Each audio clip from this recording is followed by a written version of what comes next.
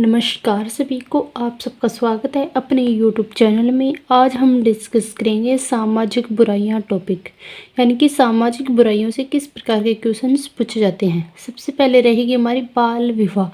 बाल विवाह से क्वेश्चन किस प्रकार आते हैं। तो सबसे पहले तो इसमें क्या है कि पूछेंगे कि आपको शारदा एक्ट को कब समाप्त किया गया। तो किसके द्वारा किया गया था? केंद्र सरकार के द्वारा।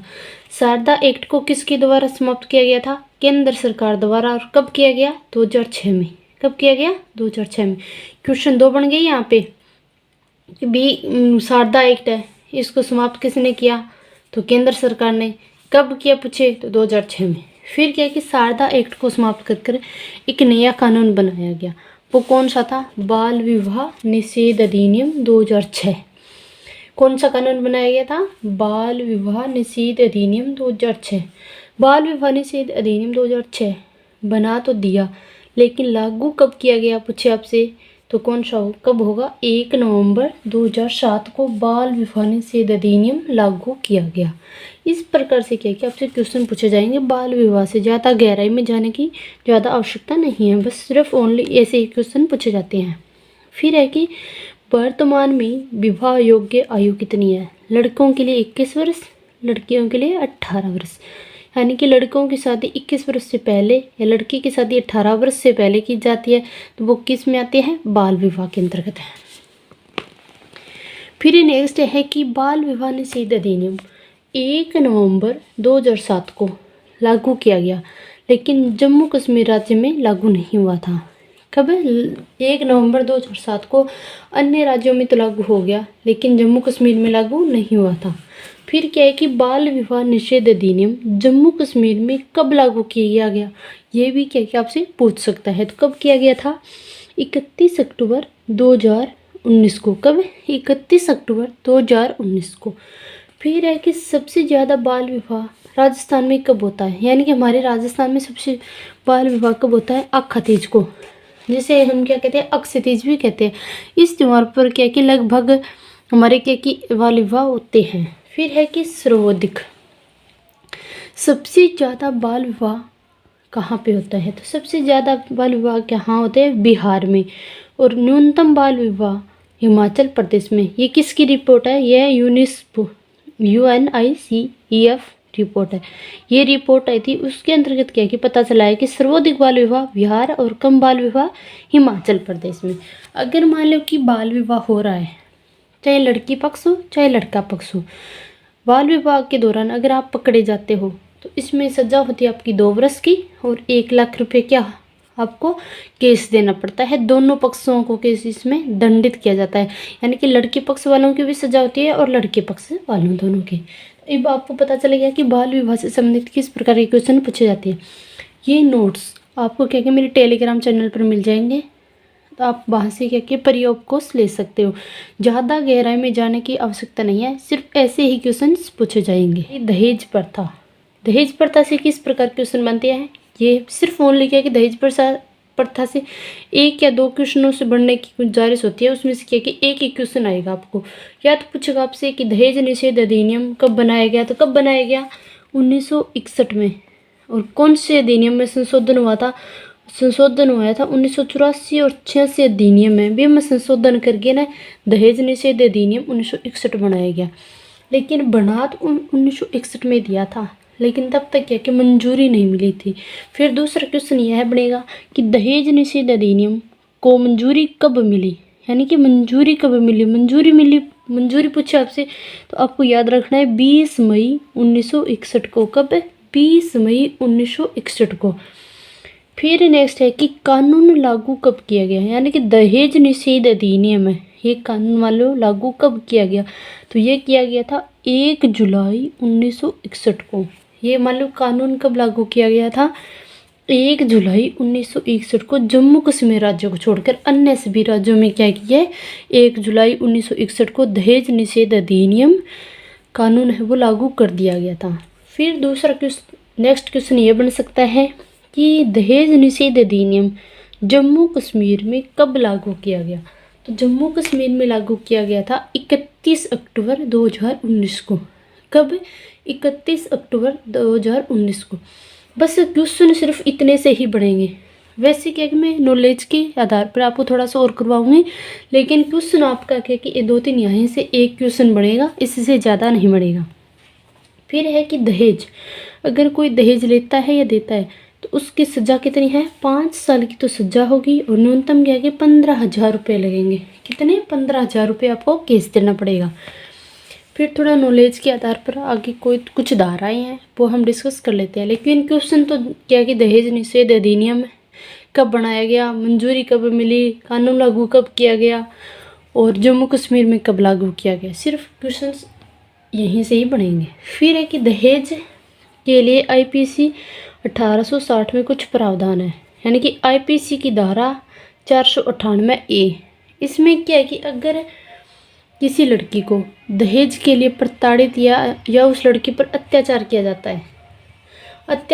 जाता है तो उस दोषी को क्या है 3 साल की सज़ा, 1 लाख रुपए का केस उस दोषी को देना पड़ेगा।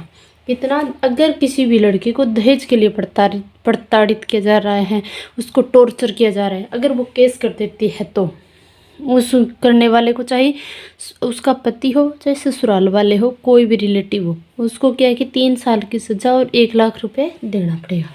फिर नेक्स्ट धारा है कि आईपीसी की धारा 304B।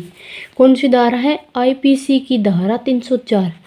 अगर किसी मतलब की लड़की की विवाह के बाद, मतलब विवाह के 7 साल के अंदर असामान्य परिस्थितियों में मतलब कि मृत्यु हो जाती है, तो चाहे उसका पति हो या ससुराल वाले, मतलब कि इन्वेस्टिगेशन करने पर अगर दोषी पाए जाते हैं तो उनको क्या है कि 7 साल से लेकर आजीवन कारावास भुगतना पड़ेगा, यानी कि वो क्या आप कहते हैं ना कि उम्र कैद हो जावे।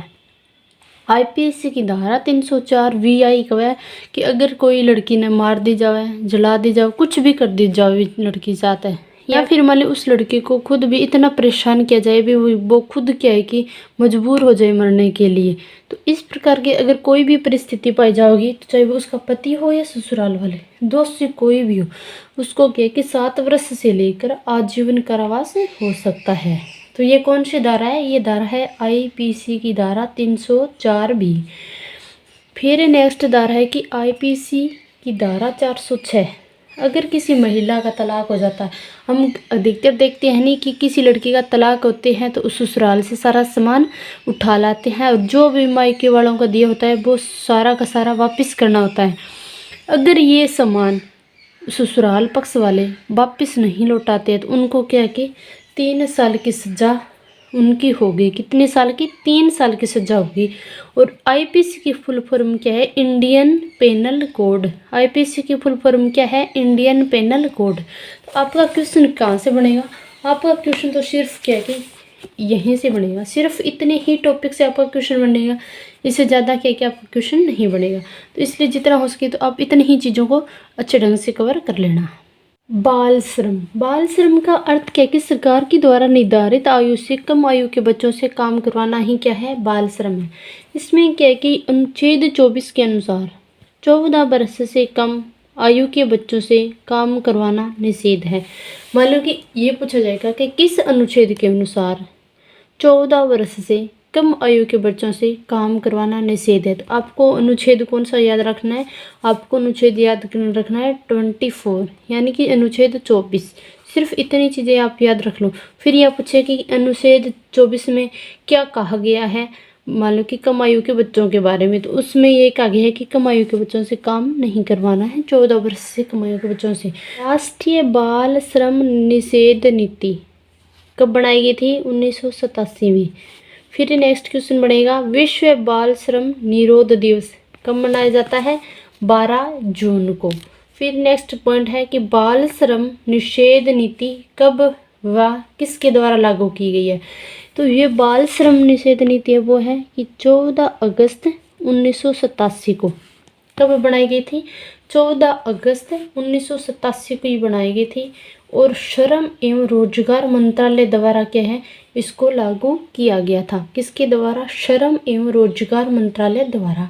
तो क्वेश्चन आपके कहाँ से बनेंगे, सिर्फ ओनली 4 ही क्वेश्चन बनते हैं बाल श्रम से संबंधित। एक तो आपसे अनुच्छेद पूछेगा कि किस छेद में मतलब कि 14 वर्ष से आयु के कम बच्चों से कार्य करवाना निषेध है। तो वो अनुच्छेद कौन सा होगा आपका? अनुच्छेद 24। फिर 3 क्वेश्चन क्या है कि यहाँ पे बनेंगे कि राष्ट्रीय बाल श्रम निषेध नीति कब बनाई? 1987 में। मतलब कब बनाई गई और किसके द्वारा बनाई गई? तो एक यहाँ पे बनेगा। फिर है कि बाल श्रम निरोध दिवस। सिर्फ 4 क्वेश्चन बनेंगे, इससे ज़्यादा क्वेश्चन नहीं बनेंगे।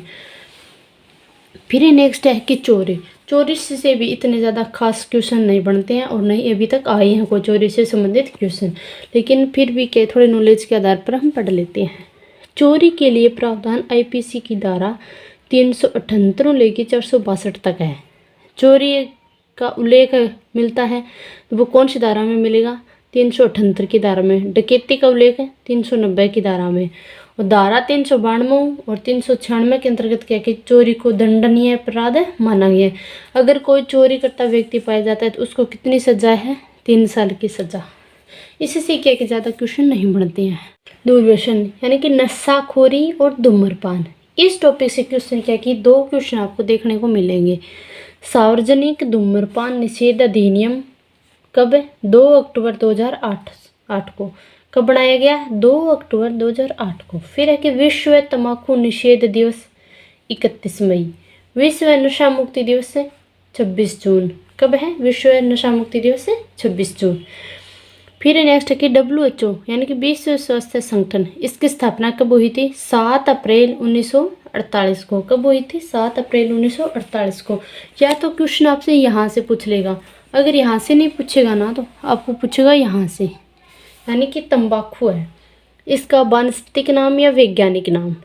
इस नाम को क्या आपको याद रखना जरूरी है, क्योंकि 2021 में ये क्वेश्चन दिया गया था अफीम वाला, यानी कि अफीम नाम दे दिया और वहाँ पे दे दिया पेवर सोमनिफेरम है, निकोटिन टेविकम है, 1-2 नाम और दे दिए। सिर्फ आपको क्या कि ये नाम छांटने होंगे या फिर इनका कुल पूछा जाएगा।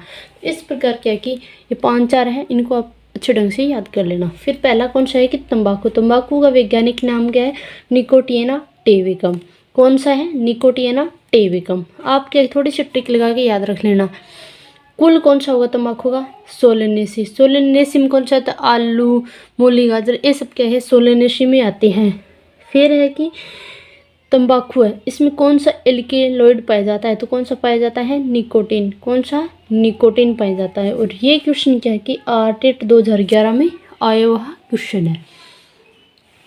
फिर नेक्स्ट है कि अफीम। अफीम से क्वेश्चन क्या है कि रीट 2021 में पूछा गया था, अफीम से रिलेटेड क्वेश्चन है। तो इसलिए क्या है कि अफीम का वैज्ञानिक नाम क्या था? अफीम का वैज्ञानिक नाम पूछा गया था वहाँ पे। और एक तो ये अफीम वाला दिया, एक 3 अन्य दे दिए। फिर उसमें क्या क्या आपको चूज करना था कि अफीम का कौन सा वैज्ञानिक नाम है। तो अफीम का कौन सा रहेगा? पेपेवर सोमनिफेरम। कुल कौन सा इसका? पेपेवर रेसी। और अफीम को हम क्या कहते हैं? काला सोना भी कहते हैं। और अफीम के अंदर कौन से एल्केलॉइड पाए जाते हैं? तो मॉर्फिन, कोडिन, नारकोटिन, पेपेवरिन। ये क्या है? इसमें अफीम में मतलब कि एल्केलॉइड पाए जाते हैं। तो इसमें क्या है कि ज़्यादा क्वेश्चन क्या है यहीं से बनेगा, या तो वैज्ञानिक नाम आपको याद रखना है, या फिर इसका कुल याद रखना है, या फिर इसको मतलब हम क्या कहते हैं? तो अफीम को हम क्या कहते हैं? काला सोना। फिर है कि कोकीन। कोकीन किससे प्राप्त किया जाता है? तो कोकीन क्या है कि एरिथ्रोजाइलोन कोका नामक पादप की पत्तियों से प्राप्त किया जाता है। किसके?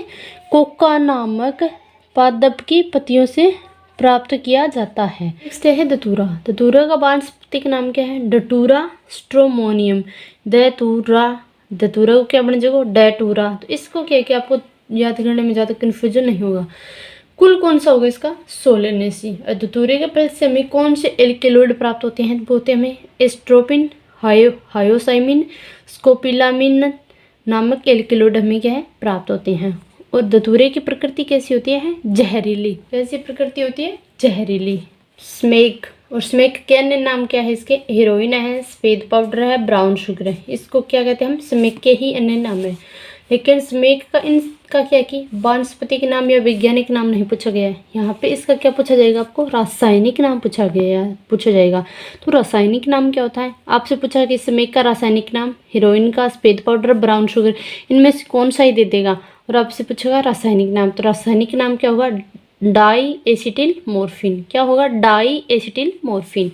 फिर है कि एरोइन से क्या प्रभावित होता है, तो एरोइन से हमारा क्या होता है, तंत्रिका तंत्र प्रभावित होता है। और इससे क्या है, हमें रेवेदार, क्रिस्टलीय एवं तीखा होता है। ये क्या होता है, रेवेदार, क्रिस्टलीय एवं तीखा होता है। फिर है कि स्मेक या हेरोइन या सफ़ेद पाउडर ब्राउन शुगर है, इसका हम अधिक उपयोग करेंगे तो इससे हमें क्या हो जाएगी, इसका हमारे अधिक उपयोग करने से बांझपन, मस्तिष्क हर्षित होता है, यानी कि बांध्यता जैसी क्या है प्रॉब्लम हो जाएगी। इससे ज़्यादा क्वेश्चन क्या है कि ये दो ही बढ़ेंगे, या तो पूछेगा इसका रासायनिक नाम या फिर हेरोइन वाले की कौन सा अंग प्रभावित होता है, तो वो होगा हमारा तंत्रिका तंत्र प्रभावित। इससे यही से क्वेश्चन पूछेंगे। फिर नेक्स्ट है कि एल्कोहल यानी कि शराब, इससे क्या कौन से रोग हो जाते हैं मनुष्य को, तो एल्कोहल से क्या कि लीवर फाइब्रोसिस या फिर लीवर सिरोसिस, यानी कि लीवर खराब हो जाता है। एल्कोहल से क्या हो जाता है, लीवर खराब हो जाता है। इनसे क्या आप दोनों में से कौन सा भी एक मान लो कि नाम दे दिया जाएगा कि इससे कौन सा रोग होता है, तो एक रोग दे देंगे। फिर नेक्स्ट है कि सिगरेट, सिगरेट से कौन सा रोग होता है, कैंसर, यानी कि सिगरेट के धुएं में क्या पाया जाता है, पॉलीसाइक्लिक हाइड्रोकार्बन। सिगरेट के धुएं में क्या पाया जाता है, पॉलीसाइक्लिक हाइड्रोकार्बन। या तो आपसे पूछेगा कि पॉलीसाइक्लिक हाइड्रोकार्बन किस में पाया जाता है, तो सिगरेट दे देगा, एल्कोहल दे देगा, स्मोक दे देगा, अफीम दे देगा, इस प्रकार पूछेगा। या फिर मान कि कैंसर रोग है वो किससे होता है, तो वो होता है हमारे सिगरेट पीने से। फिर कुछ क्या है कि थोड़े से मोस्ट इंपॉर्टेंट है पॉइंट, इनसे भी क्या है कि कभी कभार भी क्वेश्चन पूछ लिया जाता है। जैसे कि हम कहें कि काला सोना किसे कहते हैं, अफीम या कोयले को, हरा सोना चाय को, सफ़ेद सोना कपास या रुई को, और द्रव्य सोना पेट्रोलियम को, और आदिवासियों का हरा सोना हरा बांस होता है। तो आज का सेशन कैसा लगा, अगर आपको अच्छा लगा हो तो वीडियो को ज़्यादा से ज़्यादा शेयर कर देना। अगर आप चैनल पर नए हो तो चैनल को ज़रूर सब्सक्राइब कर देना। धन्यवाद सभी को। राधा स्वामी।